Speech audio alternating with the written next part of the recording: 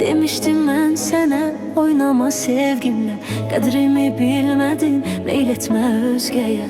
Ama senin yazık yüreğin haince ağlına hükmedip kul etti hissini.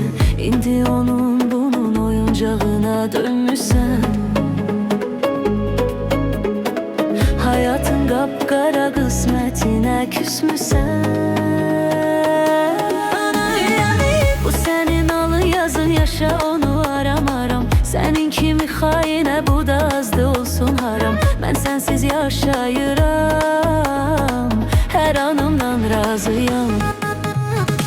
Mənənə senin əzablarından üzüle üzüle dayanma, çekil yolundan. Mənənə senin əzablarından üzüle üzüle dayanma, çekil yolundan.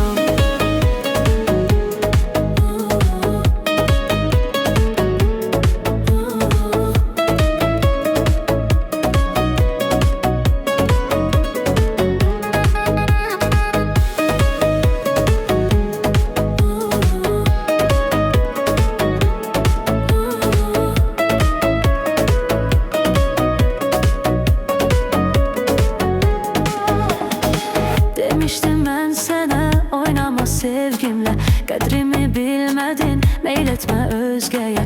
Ama senin yazık yüreğin haince ağlına hükmedip kul etti hissine.